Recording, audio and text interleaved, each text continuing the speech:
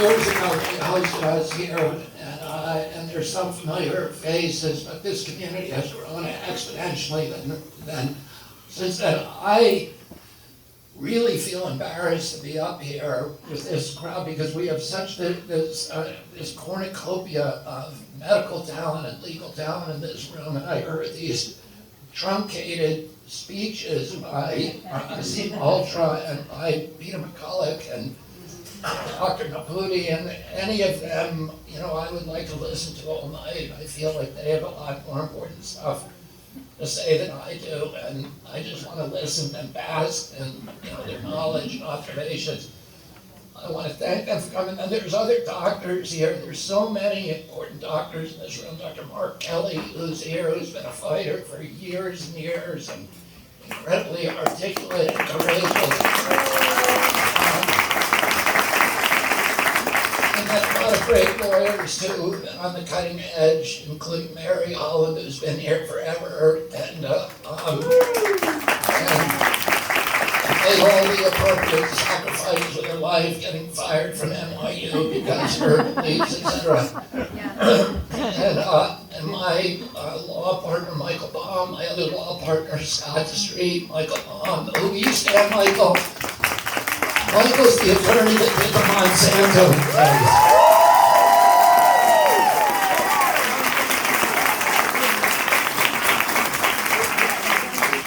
And then Scott Street isn't here. Scott, if you can wave too.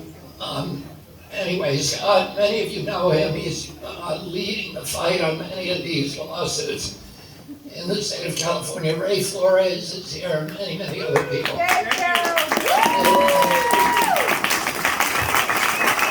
I just want to make a few comments on what Peter said, what Asim said, and what Tony said about the militarization of medicine and the disappearance of evidence-based science, evidence-based medicine. All these things are linked.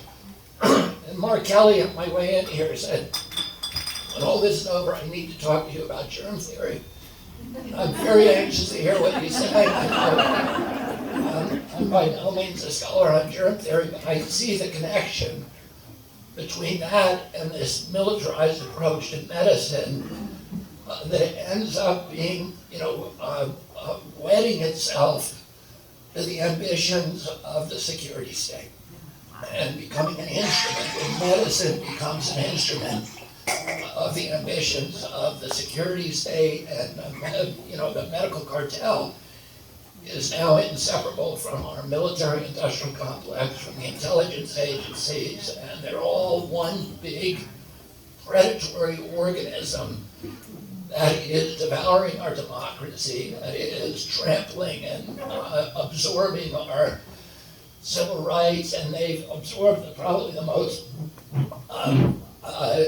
insidious addition to that cartel is the media, which has been completely co-opted and preempted and has become an instrument for propagandizing the American people. And what we've seen is just this giant, what people call the COVID pandemic, is just a huge psyops.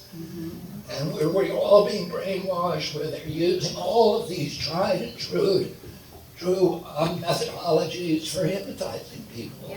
Of instilled fear, of breaking down social institutions, of destroying relationships between people, destroying faith in institutions, imbuing people with this constant barrage of fear. And what that fear does is it gets us to run to, for most people, we have a biological impulse that's hardwired into us from the 20,000 generations that humanity spent wandering the African savannah in little tiny groups, of fleeing to a figure of authority, of fleeing to a tribal group, and insulating ourselves with that safety and protection, and then shutting off our capacity for critical thinking. And these are all techniques that the intelligence agency has studied for decades, 178 universities around the country, that the CIA, the MK Ultra and Artichoke, and all of these other really nefarious program studied how do you come into an indigenous culture, break down the social institutions, propagandize the people, make it difficult to discern truth from lies, imbue everybody with fear, destroy faith in the institutions, so that people will then welcome this intervention from above by a governing authority that is basically a security state. And I've been studying this methodology because of my family's battle. I wrote a book several years ago about my family's 60-year battle with the CIA, and I spent a lot of time studying the agency and how these things develop. I saw today 2 news shows that I just want to mention. One of them, extraordinary, I saw, and I only saw the last 5 minutes, but a very long report about a news study. This was on CNN, and they had Sanjay Gupta, of all people, up there saying this alarming news study that shows that teenagers, it's an autopsy study on kids who had died during the pandemic, teenagers, and they're showing that their brains were injured in 2 places, the lining of their brain, which has endured significant aging, and then the emotional centers of the brain, where they have lost, or injured their capacity to regulate emotions and get them to retreat into loneliness, depression, isolation, etc. Very, very alarming. The other study that I saw reported today was a global study that looks at excess deaths during the pandemic and found that the lowest excess deaths were in Sweden, which is the one country that didn't have lockdowns. So, and what we're looking at is one of the primary features of the militarization of medicine, which is this capacity to ignore collateral damage. To say, okay, this old battle between Bechamp and Pasteur, where Bechamp said it's the terrain, it's the immune system that we need to focus on, and Pasteur is saying, no, it's the microbe, it's the germ, and Pasteur's approach was the militarized approach. It's the approach that Tony Fauci brings to us. For every disease, there is a microbe. Yep. For every microbe, there is a chemical that will kill it. And we need a militarized approach to obliterate that microbe. And it doesn't matter what happens to the organism. The worst example, of course, AZT. Yeah, AZT will kill HIV. It will also kill the person, but you can declare victory because you succeeded in killing the microbe. And, there's a whole lot of things that are of uncertain science that have to be presented to the public as certainties in order for them to accept this model of medicine, right? And above all, the worst thing is they have to ignore collateral damage. And this is a feature, I got into this, most of the people who are part of our organization got in because they had injured children. I got in because I read science. And, that's my job. I brought hundreds of cases, environmental cases, and virtually all of them involved some kind of scientific controversy. When we did the Monsanto case, Monsanto brought in scientists from Stanford and Harvard to say glyphosate was harmless, and we had experts from Harvard and Stanford that said no, it isn't. And so it's a controversy, and you have to be able to read science critically, and you have to also understand that science is manipulated. In my racket, we have an axiom that says statistics don't lie, but statisticians do. Another axiom that says statistics are like POWs that you can torture them into saying anything that you want them to say. And that's what the industry does, of course. And the major thing it does, the major accomplishment of the virology community has been to arrange the approval of medication, which is mainly vaccines, without placebo-controlled trials. So And you know, what I've said for many years, because it was true, is that the 72 vaccines, jabs, the 16 vaccines, 72 separate jabs, now required for American children before they reach the age of 18, that not one of those has ever been tested against a placebo in a preclinical trial. I met with Tony Fauci. Fauci for many years has been saying, when I said that, it's not true. They're all tested. I met him in 2016. I sat down with him and Collins and their whole gang, me and Aaron Siri, because Trump made them meet with us, you know, at the time before Trump took $1 million from Pfizer and got rid of the Vaccine Safety Commission. He made them meet with us. And I was able to say, you are saying to people that I am lying about the fact that there's never been a preclinical trial on a placebo-controlled trial on any vaccine. And he said, it's true, we have them on all these vaccines. And I said, show me one, and I will go out there and give a press conference saying I'm wrong. And he made a show of looking through these files, and then he said, well, they're not here, but I'll send them to you. And of course, I never heard from him, and then, so we sued HHS, and after a year of sandbagging and stonewalling us on the steps of the courthouse, HHS attorneys came and produced a letter to us saying, yeah, you're right, we have never done, there is not for a single vaccine now required for children, there has never been a preclinical, pre-licensure, placebo-controlled trial. What I saw was the collateral damage. Now, during the COVID crisis, many people said to Tony Fauci, these lockdowns are killing people, killing more people than COVID is. And that is what the International Finance Bank has said. Twice as many people have died from lockdowns as died from COVID.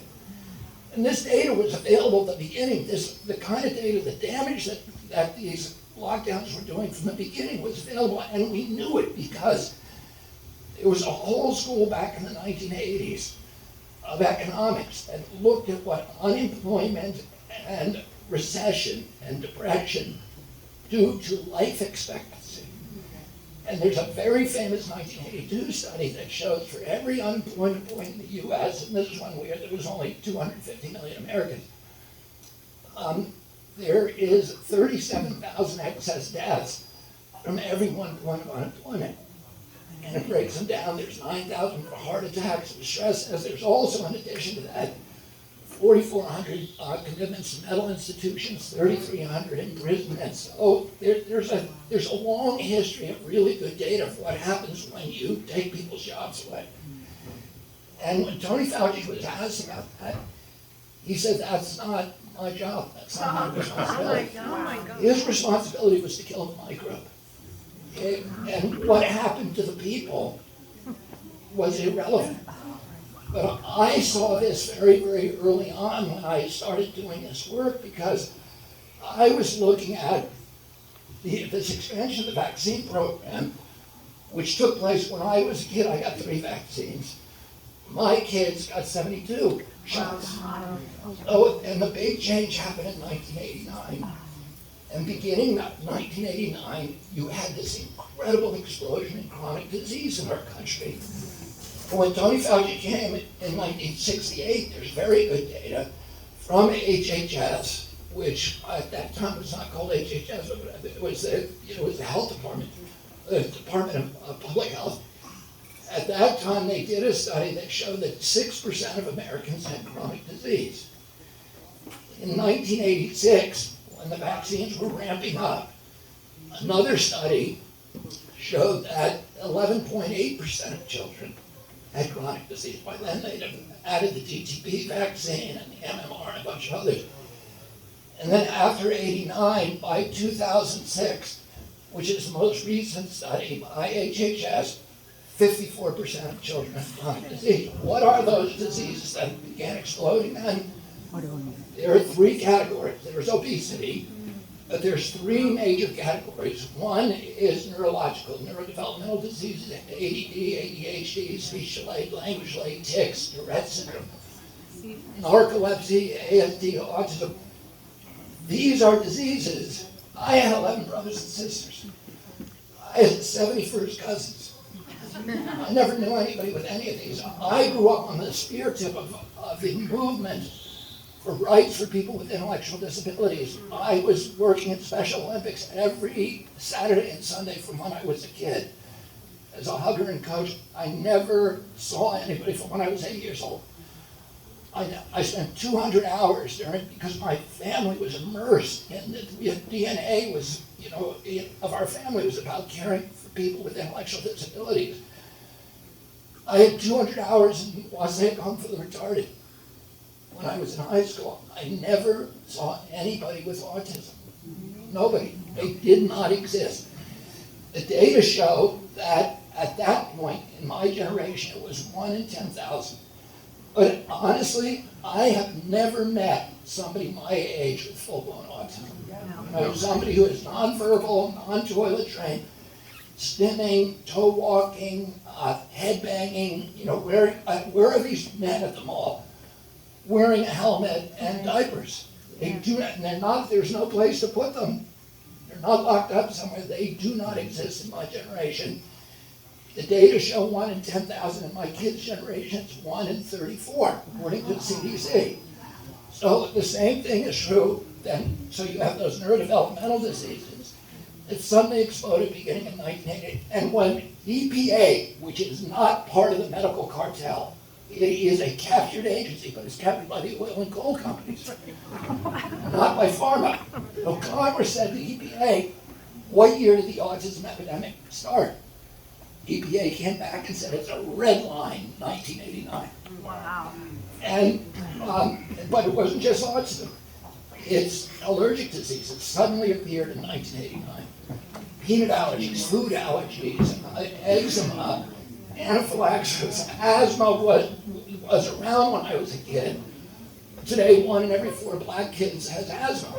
That was not true. And then, of course, the worst category, which is the autoimmune disease.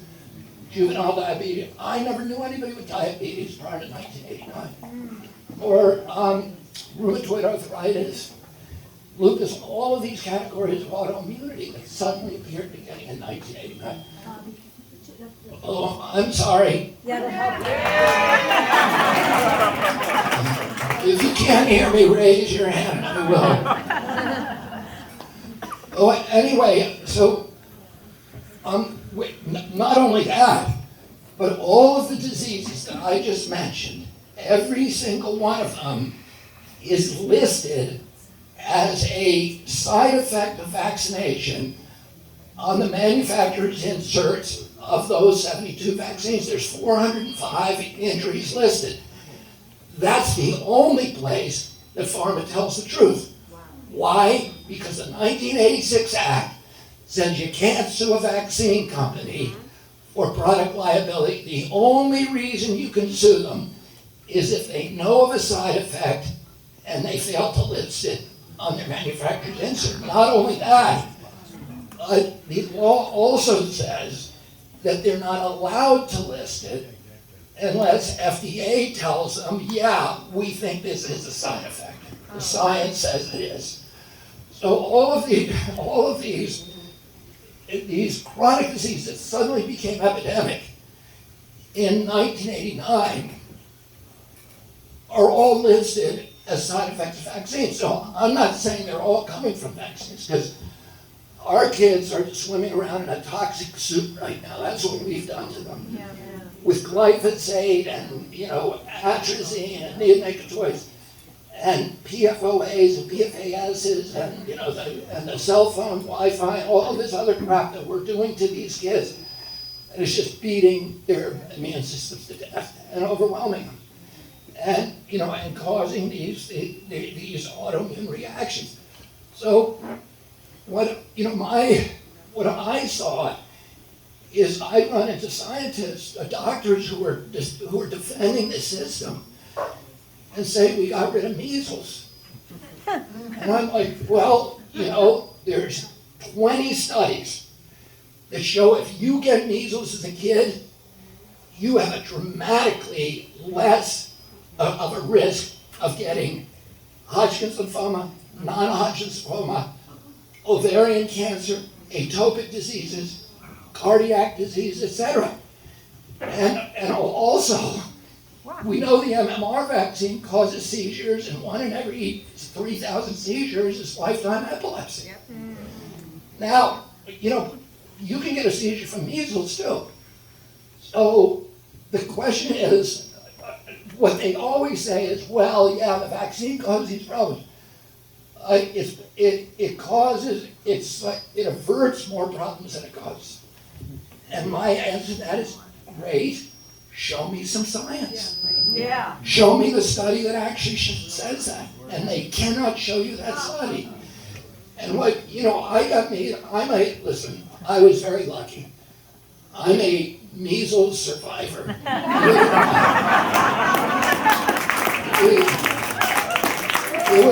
It was a nightmare.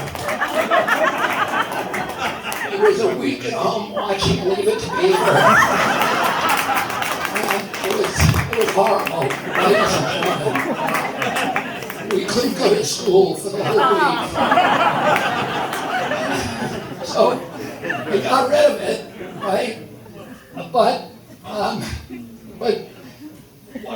then you ask yourself, well, what was the cure for measles? Well, WHO says mortalities could be reduced 85% globally with just one intervention, vitamin A. So the two things that avoid mortality with measles, the science suggests that maybe you want to get measles because you get these immune system boosts that help you later in life. I don't know. We need some more science. This is stuff that NIH never looks at. But here's what occurred to me. There's 2 treatments for measles. One is vitamin A, the other is chicken soup, and neither of them can be patented. Yeah. But That's right. an MMR vaccine can be patented and given a monopoly to one company, and then what happens? Okay, then you've got now a lot of people getting injuries, and what does that do for the industry? Well, here's what it does. We went from, when I was a kid, the vaccine industry was $247 million industry. Today it's $60 billion. But the big money is being made on chronic disease. Yes. The seizures, why is it that I had 11 siblings, 70 cousins, and not one of them had food allergies, but I have 5 of my 7 kids have allergies.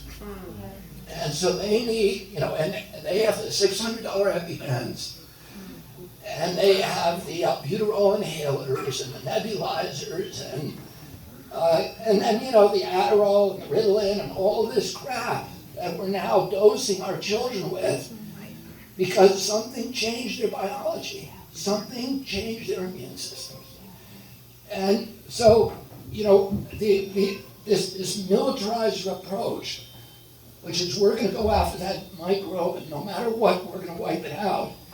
The only way it survives if you don't look at the collateral damage. And that's what they did with this COVID. There was no studies that actually allowed us to look at the collateral damage. And when the data did start coming out, and the big red flag was in that Pfizer study submission to FDA that shows that the table S5 that shows that 17 people in the 6-month period, the 22,000 people who got the vaccine, 21 of them died from all causes.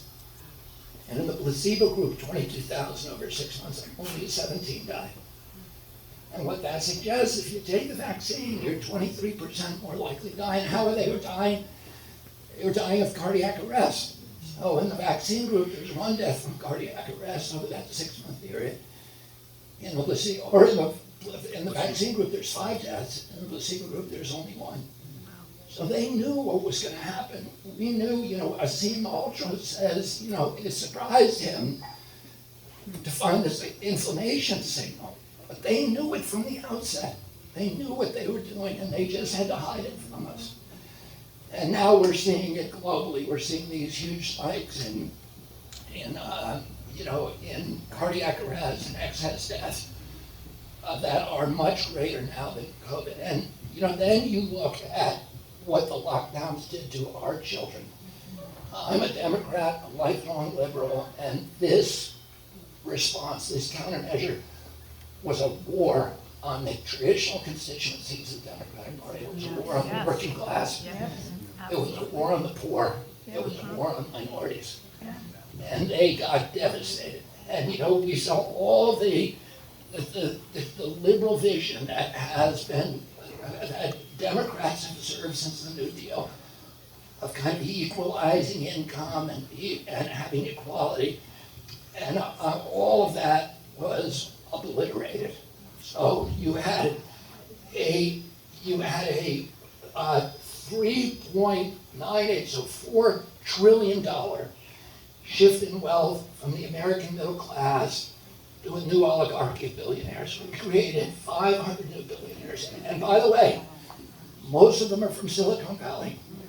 So the same guys who were censoring criticism of the lockdowns were cashing in on the lockdowns to the billions. And they're all tied in with not only the intelligence agencies, but they're tied in with the pharmaceutical companies. You had this huge shift in wealth. And then we just injured people. UNICEF says that the lockdowns in the US and Western Europe killed 10,000 children a week from malaria in Africa. 10,000 a week, 52,000 children in 2021, excess deaths who would not have died, except for the lockdowns. 10,000 children from starvation. Why? Because Bill Clinton in 1996 went to Africa and South Asia and said, we're going to bring you globalism, we're going to hook you into US corporations, we're going to allow you to lift yourself with your own bootstraps by plugging into these markets. You get rid of all of your subsistence crops, your barley, your sorghum, your plantains, etc., that for 20,000 generations you've been developing, and you switch to GMO corn, and then I'm going to bring in my companies, McDonald's, which I own most of, Coca-Cola, which needs your corn syrup, Monsanto, and all of these other companies, and they're going to buy your products, and we're going to make you all rich.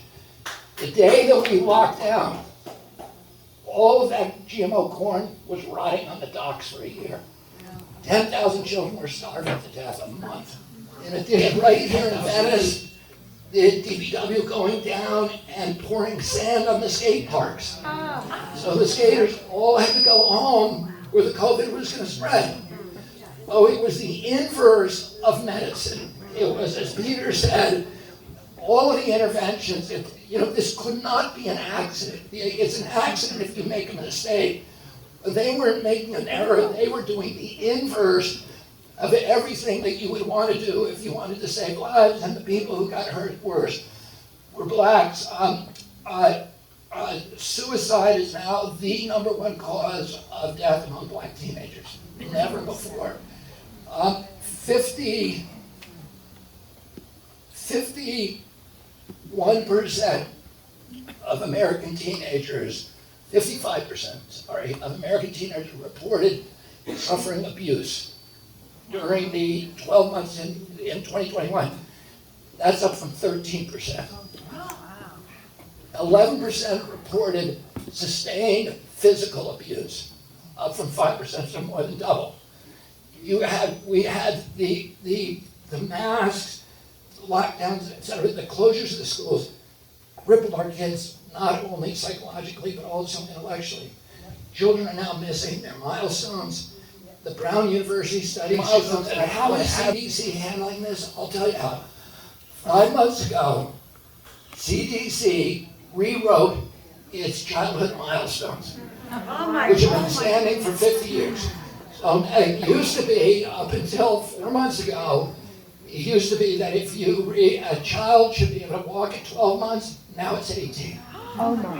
It used to be that a child should have 50 words at 24 months, now it's 30. No. So the way that they're handling this is by normalizing the injury that they caused to our children. Wow. This attack, and then the death, Larry Summers, was the Secretary of Treasury, and the Dean of Harvard did a study with a bunch of other scholars that showed that the cost of the lockdowns to the American people was $16 trillion, to the US government, $16 trillion.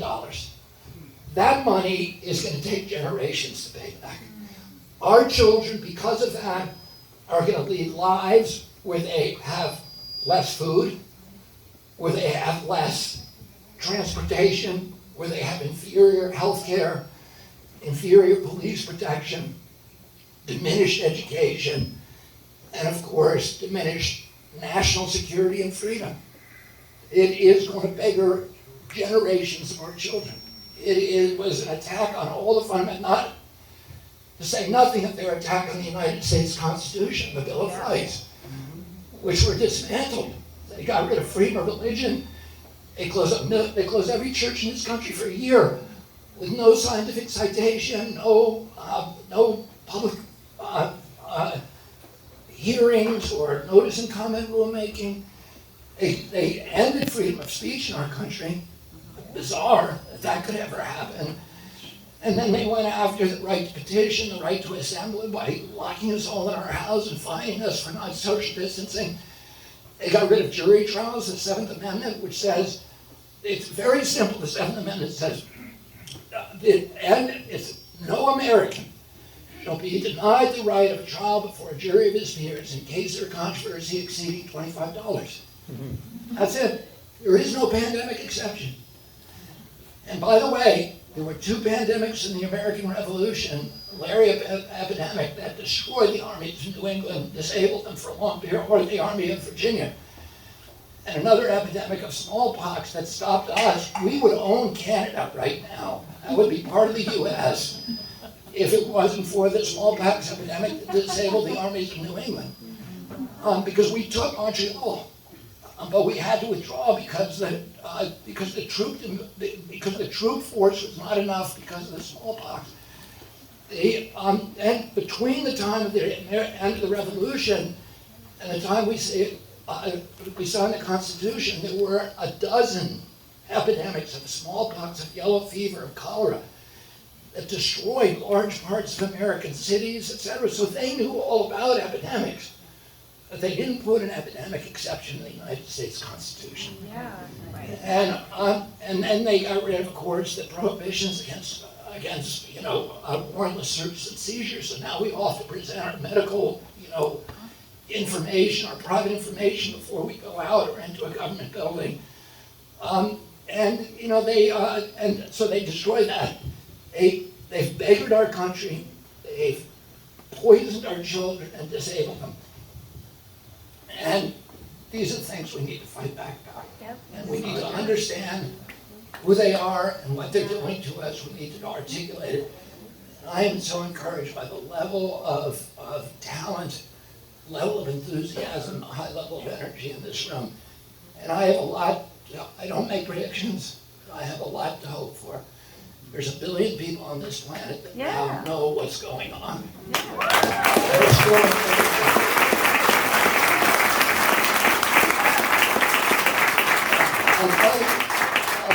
I'm going to leave you with this thought, which is that a lot of the physicians who got up here were talking about God.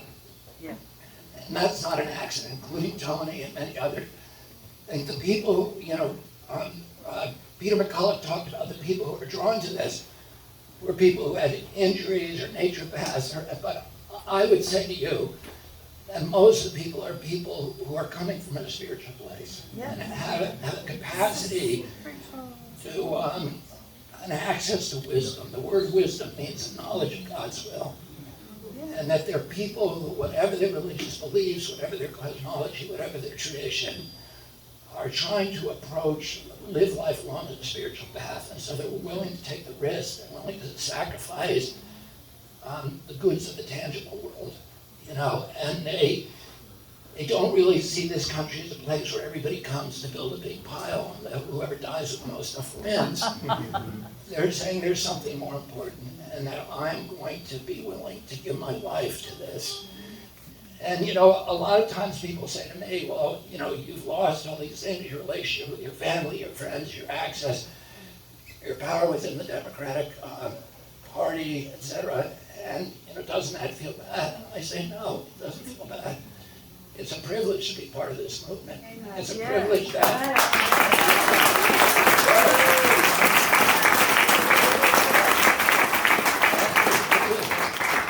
God gave me a task, and I grew up in a family where I believed, we were raised to believe that our lives would be consumed in some great controversy, and that it would be a big privilege for us if we could play an important role in that. And a lot of people say, well, let's make a prediction, let's figure out how we're going to win this. And I can tell you, I never think about that. I never think about the outcomes. And I came from the environmental movement. In the environmental movement, if I don't lose a species, they're gone forever. And a lot of the people who were my partners in the environmental movement burned out because the losses were soul crushing.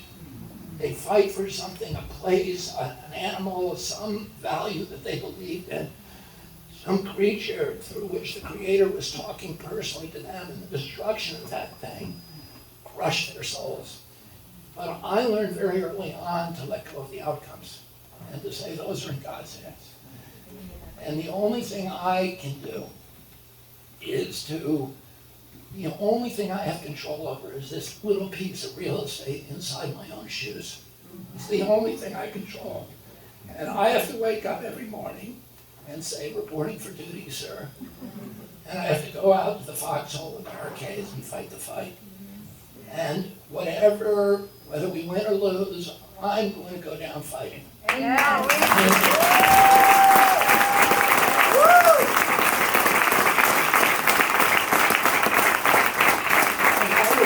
If you're part of this battle, find a spiritual place that you can retreat to, through meditation or through whatever it is, because you're going to need that resilience. And don't think too much about the results or about the outcome. Don't get tied in with that. Instead, just say, I have a duty to do, and I'm going to do that duty today. And I'll tell you why that's important. Because if you're attached to the outcome, you can be defeated, you can be crushed. If the outcome is irrelevant, you are relentless. No matter what they do to you, you're going to stand up and you're going to fight something. And that's what's going to give us our power, our grace, and ultimately our victory. Thank you all very much.